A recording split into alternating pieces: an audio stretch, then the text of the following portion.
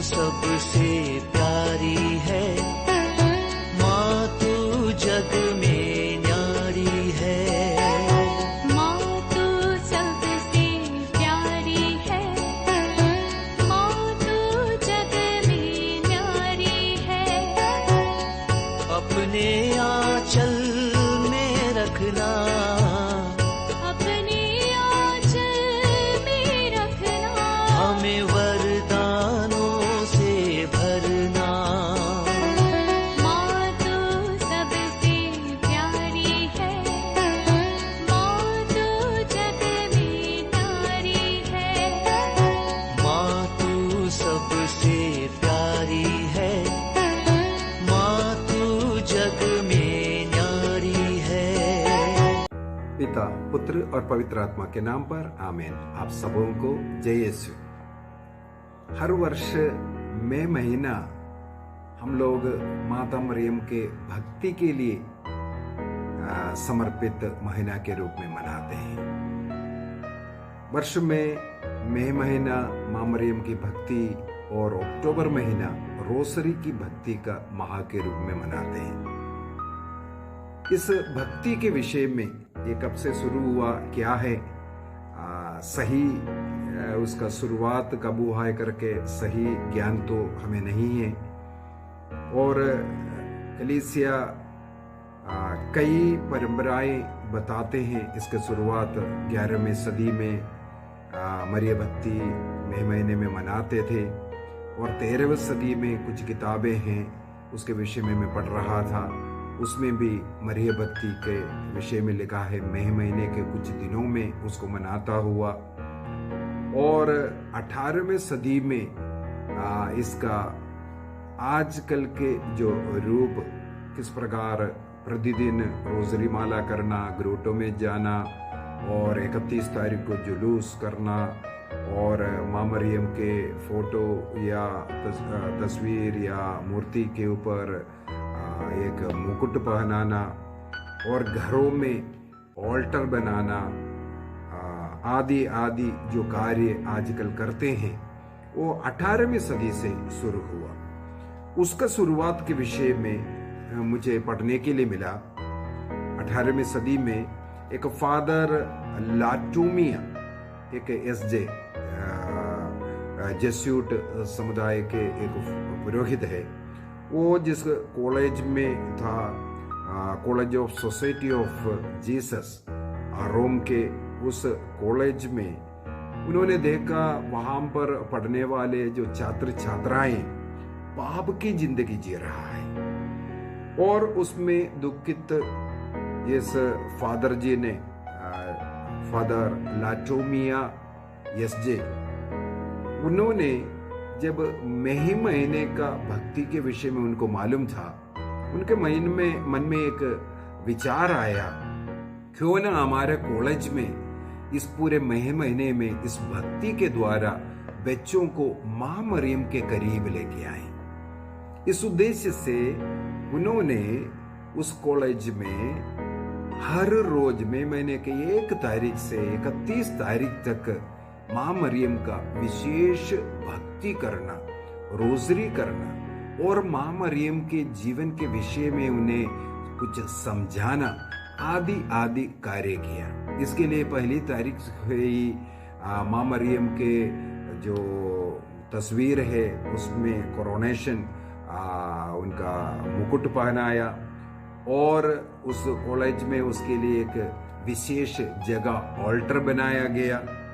और इसके बाद 31 तारीख को उसका समाप्ति में कॉलेज के छात्र छात्राओं के द्वारा एक जुलूस निकालते हुए उस भक्ति को और बढ़ाया। इस प्रकार उन्होंने वहां पर ये शुरू किया और ये मरिया भक्ति के द्वारा बच्चों के जीवन में काफी परिवर्तन आने लगे।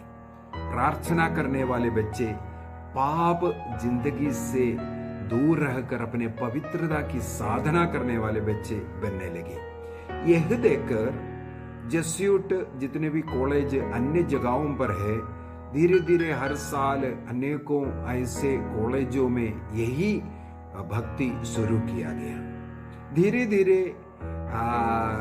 जेसूट समाज के अन्य देशों में ऐसा विदेश देश पूरे दुनिया में धीरे धीरे ये भक्ति फैलने लगी। इस भक्ति इस प्रकार जब बढ़ रहा था तो संत पापा भी पियूस 12वें ने, संत पापा पियूस 12वें ने आग्रह किया ये भक्ति को परिवारों में भी उसको बढ़ाना चाहिए। हर परिवार में मां मरियम के लिए एक विशेष ऑल्टर बना दिया जाए और उसके चारों तरफ बैठ करके परिवार रोजरी विनती किया जाए, बाइबल पढ़े और परिवार मिलकर के कहीं ना कहीं ग्रोटों में जाएं, वहां पर भी प्रार्थना करें। इस प्रकार धीरे धीरे ये भक्ति बढ़ता गया और इसका परिणाम स्वरूप विशेष रूप से युवक युवतियों में, परिवार में प्रेम, आपसी संबंध, रिश्ता, पवित्रता सब आने लगी। तो इस भक्ति का विशेष रूप से क्या क्या करते हैं। सबसे पहली बात है हम लोगों को एक निर्णय करना है, इस रोसरी भक्ति को हमें हर रोज करना है। परिवार ये निश्चित करे या कलीसिया निश्चित करे। अनेकों जगहों पर मैंने ये भी देखा है कुछ एरिया का लोग मिलकर के एक परिवार में एक दिन प्रार्थना करते हैं, इसके बाद दूसरे परिवार में जाते हैं और कई जगहों पर एक परिवार से दूसरे परिवार की ओर जाते वक्त एक जुलूस, मोमबत्ती जुलूस मां मरियम की तस्वीर लेकर के जाते हैं और वहां पर मां मरियम के तस्वीर में कोरोनेशन, मालार्पण ये सब करते हैं। ये सब मां मरियम के प्रति अपना भक्ति आदर जताने के लिए सिद्ध होता है। तो हमें निर्णय करना है हम किस प्रकार मई महीने में ये भक्ति करेंगे। एक रोजरी प्रार्थना के द्वारा साथ साथ माता मरियम के जो गुण हैं वो अपने जीवन में उतारते हुए कोरोनेशन में संत पापा लोग सोने का मुकुट भी कई जगह पर मूर्तियों में पहनाया। विशेषकर संत पापा क्लेमेंट 8 ने इस प्रकार का मुकुट पहनाया था मई महीने में, लेकिन वो बाद में चोरी हो गई। इसके बाद संत पापा ग्रेगरी 14वें ने 1837 में इस कार्य कर करके सबों से आग्रह किया मां मरियम का आदर करने का एक उत्तम तरीका है। और अपने घर में भी बत्ती जला करके, मोमबत्ती हो या छोटे छोटे जो बल्ब्स जला करके डेकोरेशन कर करके एक विशेष जगह बना करके यदि वो भक्ति करता है, हम अपने माँ के प्रति जो प्रेम है उसको प्रकट करते हैं। और इस मई महीने में विशेष रूप से कहीं ना कहीं ग्रोटों में जाना, वहां पर ये प्रार्थना सब करना, ये भी महत्व रखते हैं। हर रोज मिस्सा बलिदान में भाग लेने का, पाप स्वीकार करते हुए परम प्रसाद को ग्रहण करने का और इस रोजरी माला के द्वारा संसार भर के लोगों के लिए, जरूरत के लिए प्रार्थना करना, ये सब हमें करना चाहिए। तो ये मई महीने को संत पापा पियूस 12वें ने एक विशेष नाम से मरियम का महीना के रूप में और मई महीने को माता मरियम के साथ जोड़ कर रख करके मई माह की रानी के रूप में उन्हें घोषणा करते हुए सब इसको मनाते हैं। इसके सब के द्वारा माता मरियम के प्रति हमारा जो आदर भक्ति को दिखाना, प्रकट करना और मां मरियम के जबरदस्त शक्तिशाली मध्यस्थ द्वारा आशीष कृपा प्राप्त करना। क्योंकि मां मरियम ईसा मसीह के पास जाने के लिए कोई दीवार नहीं, जो बाधा नहीं, बल्कि मां मरियम हमारे लिए एक ब्रिज है या एक सीढ़ी है, यीशु तक पहुंचाने वाला एक ब्रिज है या एक लाडर है, सीढ़ी है।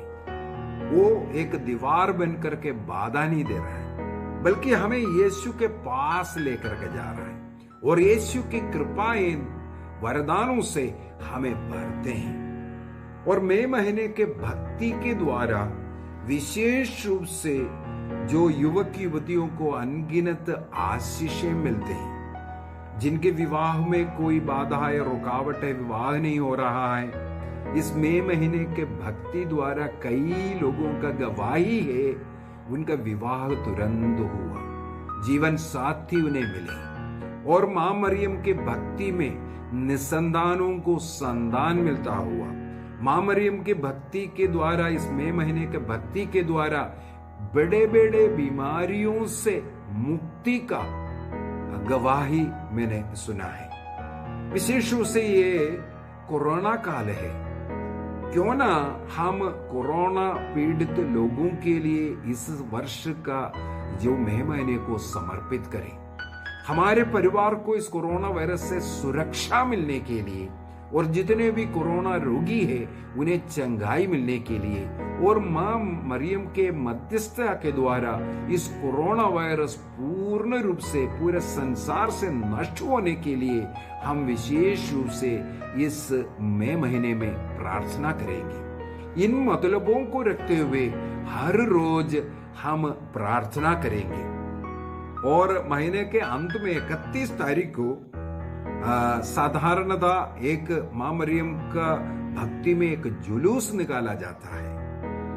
और आज कोरोना काल है, इसलिए हो सकता है संभव नहीं है, लेकिन हम एक काम कर सकता है, हम मां मरियम के विषय में, इस भक्ति के विषय में, चाहे मीडिया के द्वारा, चाहे यूट्यूब के द्वारा अन्य लोगों तक इस विषय को, मां मरियम के भक्ति के विषय में के बारे में हम प्रचार कर सकते हैं। जो लोग मां मरियम से दूर हैं, जो लोग मां मरियम की भक्ति करने से डरते हैं, उनको इस भक्ति के विषय में समझा सकते हैं। लूकस के सुसमाचार अध्याय 1 में हम लोग पढ़ते हैं, स्वर्गदूत गब्रिएल मां मरियम के पास आकर उन्हें प्रणाम किया।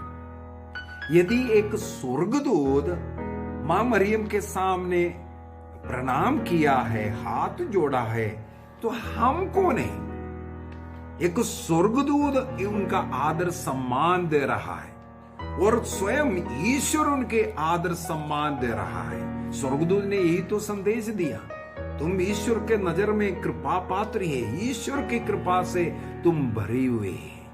तो ईश्वर जिनको बुलाया है, चुना है और आदर सम्मान दे रहे हैं, क्या हम उन्हें आदर सम्मान नहीं देना है? और मरियम का जो भजन है, मरियम का जो भजन लूकस के सुसमाचार उसके अध्याय 1 वाक्य 46 से आगे हम लोग पढ़ते हैं और वाक्य 48 में जाते हैं। वहां पर क्या लिखा है? क्योंकि उसने अपनी दीन दासी पर दया दृष्टि की है, ईश्वर ने अपनी दीन दासी पर दया दृष्टि की है। अब से सब पीढ़ियां मुझे धन्य कहेगी। बाइबल का वचन है। लूकस के सुसमाचार अध्याय 1 वाक्य 38 में लिखा हुआ वचन है, अब से सब पीढ़ियां मुझे धन्य कहेगी। पवित्र आत्मा से भर करके मां मरियम ने ये गुणगान गाए। तो हम उस मां मरियम को धन्य पवित्र संत कहने में क्यों डरते हैं? ईसा मसीह के सामने ही एक स्त्री ने उनको धन्य कहा। लूकस के सुसमाचार उसके अध्याय 11, लूक चैप्टर 11 वाक्य 27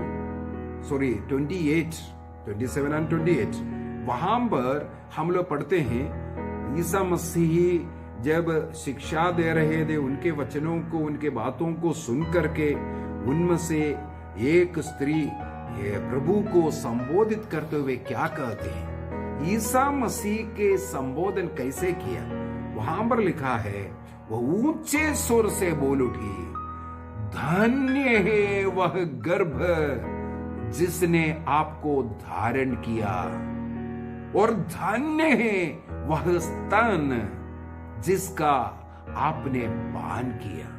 देखो, प्रभु ईसा मसीह के संबोधन करते हुए उन्होंने माता मरियम को धन्य कही। ईसा मसीह आगे कहते हैं ठीक है, ठीक है, और आगे एक और जोड़ करके बोलता है किंतु वे कहीं अधिक धन्य है जो ईश्वर का वचन सुनते और उसका पालन करते हैं।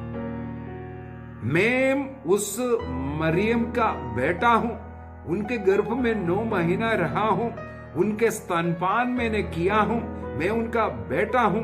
इस प्रकार रक्त का एक संबंध, शारीरिक हमारा एक रिलेशन है, वो ठीक बात है, लेकिन उससे बढ़कर के ईसा मसीह और मरियम का एक और रिलेशन है। उसके विषय में क्या कहते हैं, जो ईश्वर का वचन सुना, मरियम को जो स्वर्गदूत के द्वारा जो ईश्वर का संदेश सुनाया, उस वचन को उसने विश्वास किया, सुना और उसका पालन करते हुए कहा, देख मैं प्रभु की दासी हूं, तेरा कथन मुझ में पूरा हो। इसलिए वो और अधिक धन्य है।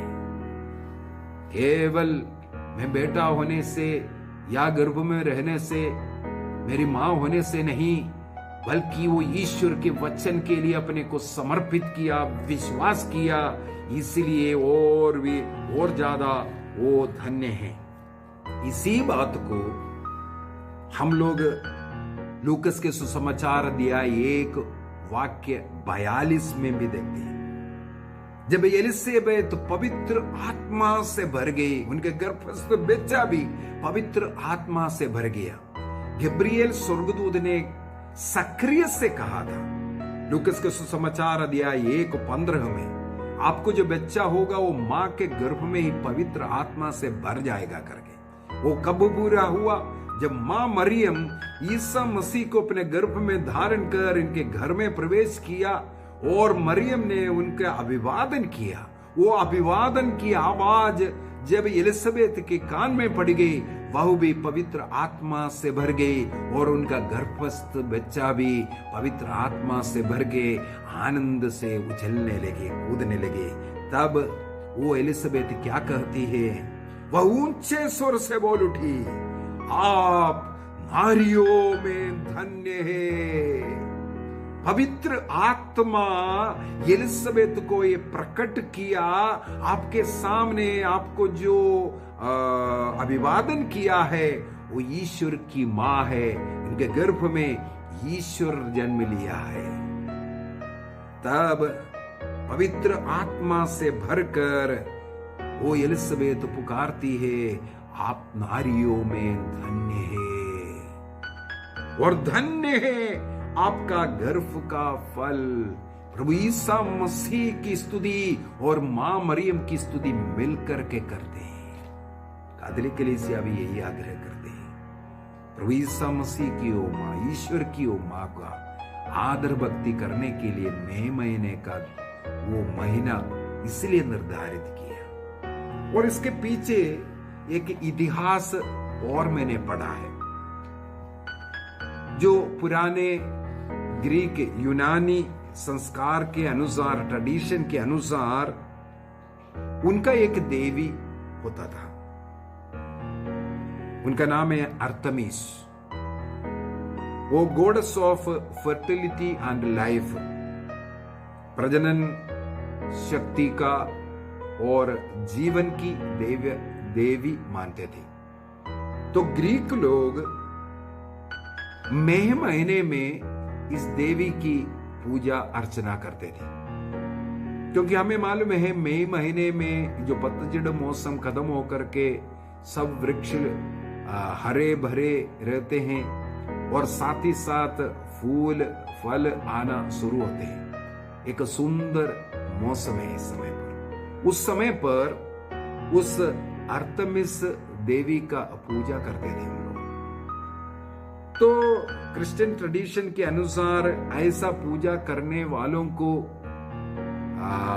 उनके उस पूजा से मनफिराव करने के लिए उन्होंने सोचा माता मरियम के अलावा और कौन स्त्री हो सकता है, क्योंकि मई महीने में विशेष रूप से स्त्रियों का देवियों का पूजा करना है, क्योंकि वो प्रजनन से फर्टिलिटी से संबंधित है।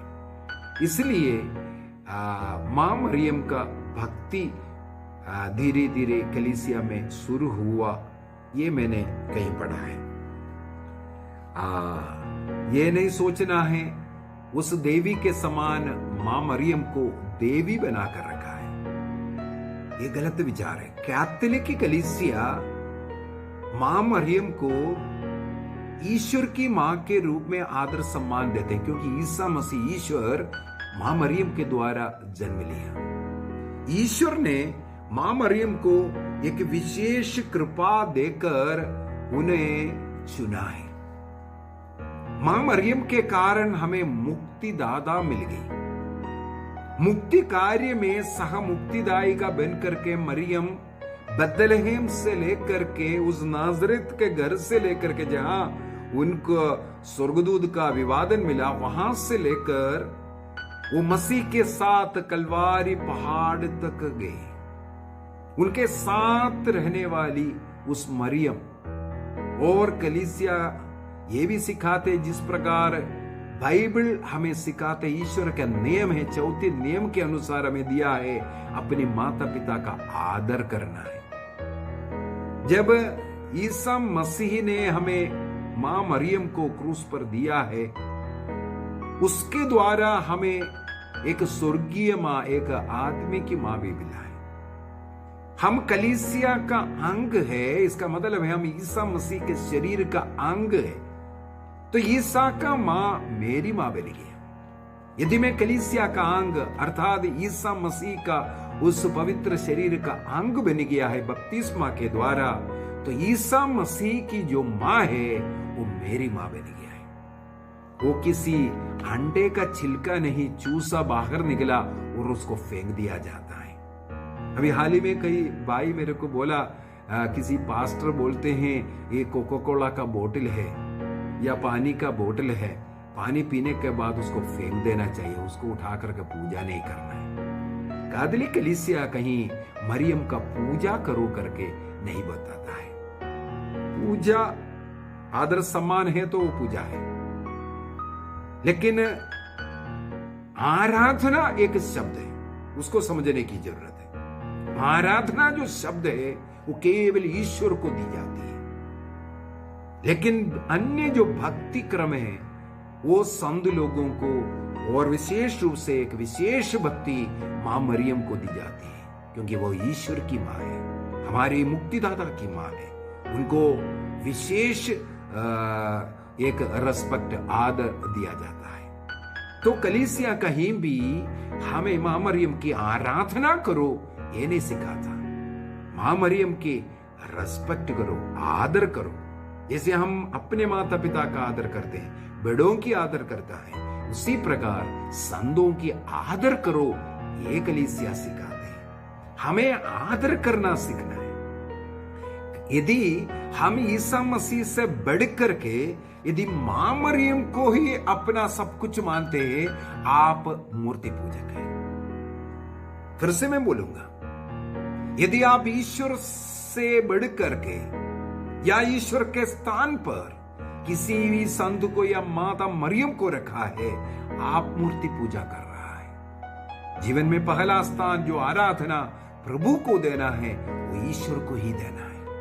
माता मरियम की हम भक्ति करते हैं, उनकी सहायता मांगते हैं, उनके मध्यस्थ मांगते हैं। वो क्योंकि ईश्वर की मां है, जो कुछ कहेगी वो सुनेगी, हम इस पर विश्वास करते हैं। इसलिए उनका आदर भक्ति करने का ये समय है, मई महीने के समय। उनका भक्ति के द्वारा हम ईश्वर की ओर कृपा पात्र बनने का समय है। यदि हम किसी व्यक्ति को आदर करते हैं लेकिन उनके माँ का विरोध करते हैं, उन्हें तुच्छ समझते हैं, उन्हें देवी या गंदी गंदी बातों से उनके खिलाफ बोलते हैं, उन्हें कितना दुख आता है। इसलिए पवित्र बाइबल के अंदर योहन के विषय में एक बहुत सुंदर वचन लिखा हुआ है। योहन के विषय में पवित्र बाइबल के अंदर लिखा है, ईसा मसीह जिसे अधिक प्यार किया, क्योंकि उसी योहन के सुसमाचार उसके अध्याय 19 वाक्य 25 में हम लोग पढ़ते हैं, उसी योहन को ईसा मसीह ने अपने मां को सौंपा है। किसको? जिसे ईसा मसीह अधिक प्यार करते थे। जी हां, मां मरियम को केवल वही व्यक्ति आदर सम्मान देगा जिसे ईसा मसीह ईश्वर प्यार करते हैं। ईसा मसीह का प्यार मुझे मिलता है, इसलिए मैं मां की प्यार करता हूं। तो ईसा मसीह के शरीर के अंग बनना बपतिस्मा के द्वारा वो व्यक्ति अपनी मां के रूप में माता मरियम का आदर भक्ति करेगी। एक गवाही हाल ही में मैंने YouTube में सुना था, उसको थोड़ा बताना चाहूंगा। ये एक प्रोटेस्टेंट पास्टर, जो कैथोलिक से ही प्रोटेस्टेंट पास्टर बना था, उनका नाम है ब्रूनो कर्नेलिको। ये कैथोलिक कलीसिया को छोड़ करके प्रोटेस्टेंट में गए, वहां पर भयंकर शक्तिशाली प्रवक्ता वक्ता पास्टर था। वो कैथोलिक कलीसिया के खिलाफ, विशेषकर माता मरियम के खिलाफ बहुत कुछ लिखने वाला, सिखाने वाला एक कट्टर विरोधी बन गया था। 1947 में उस समय के संत पापा को मार डालने का षड्यंत्र रचने वाला व्यक्ति है, पोप पियूस 12वें को सितंबर 1947 सितंबर 8 तारीख को, मां मरियम के बर्थडे के दिन, जब संत पापा इसको मनाएंगे, उसी समय पर इनका हत्या करेंगे, इसके लिए षड्यंत्र रच रहा था। और 1947 अप्रैल माह के 12 तारीख को ये मां मरियम का एक मूर्ति, जिसके नीचे कुंवारी माता लिखा हुआ था, कुंवारी माता, उस मूर्ति के नीचे वहां पर इन्होंने जाकर के लिख कर रखा, ना तो तू कुंवारी है और ना तो तू माता है। इसके बाद उस दिन शाम को अपने 3 बच्चों के साथ घर के पास के एक बगीचे में गए बच्चों को टहलाने के लिए, और बच्चे खेल रहे थे और वो वहां पर बैठ करके माता मरियम के खिलाफ ही कुछ आर्टिकल वहां बैठ करके लिखना शुरू किया। तो बच्चे जो पास में खेल रहे थे, वो बच्चे तीनों चिल्लाए, देखो देखो एक स्त्री, एक सुंदर स्त्री को देखो। तो बच्चे वहां पर पास में एक सुंदर स्त्री उनकी ओर मुस्कुराती हुई खड़ी है, उनके हाथ में एक पवित्र बाइबल है। ऐसे जो स्त्री एक सफेद कपड़ा पहनी है, एक हरी वस्त्र उसके ऊपर ओढ़े हैं, इस प्रकार हरी गाउन पहनी हुई एक महिला मुस्कुराती हुई एक महिला को देखते हैं। जब बच्चे ऐसे चिल्ला रहे हैं, तब ये ब्रूनो उस की ओर देखे, तब उन्होंने देखा एक स्त्री मुस्कुराती हुई उसे बात करना शुरू किया। ब्रूनो से कहा, ब्रूनो बस मुझे जो पीड़ा देना, मेरे खिलाफ लिखना बस बंद करो, और सत्य कलीसिया, जो प्रभु यीशु मसीह ने जिस कलीसिया की स्थापना की, उस कलीसिया में वापस आ जाओ। इसके बाद वो दर्शन मां मरियम चली गई। वो उनके जीवन को एकदम बदलने का कारण बना, क्योंकि उनके आंखों से उनके बच्चों के सामने वो भी बच्चे भी उस मां मरियम को सुने हैं और देखे हैं। इस कारण 1947 में 7 तारीख को एक कैथोलिक कलीसिया में वापस ज्वाइन किया और संत पापा पियूस 12वें को जाकर के मिले और उनसे माफी मांगे, सत्य बातों को सब कुछ उन्हें सुनाया। और सितंबर 8 तारीख को उन्हें मार डालने का जो षड्यंत्र रचने वाला ग्रुप में भी शामिल है, ये सब उनको बता कर दिया। लेकिन संत पापा पियूस 12वें ने उन्हें पूर्ण रूप से क्षमा किया और गले लगाकर उन्हें कलीसिया में स्वागत किया। और ब्रूनो ने आग्रह किया, जिस जगह पर मैंने मरियम का दर्शन किया है उस जगह एक चापल बनाने का। तो संत पापा ने उसकी अनुमति दी और वहां पर वो चापल आज भी है। उस चापल मिशनरीज ऑफ डिवाइन रिवेलेशन नाम के संस्था आज चलाते हैं। और जॉन पॉल द्वितीय, संत पापा जॉन पॉल द्वितीय 1997 में उस चापल में जाकर के प्रार्थना किया और उस चापल को एक नामकरण भी किया है। और वहां आकर के प्रार्थना करने वाले अनेकों लोगों की जिंदगी बदल रहा है, चमत्कारें हो रहा है। तो किस प्रकार एक प्रोटेस्टेंट पास्टर, जो एडवेंटिस्ट प्रोटेस्टेंट कलीसिया का पास्टर था, वो कैथोलिक कलीसिया का मां का और कलीसिया का विरोधी था, मां मरियम ने उनके जीवन को बदला।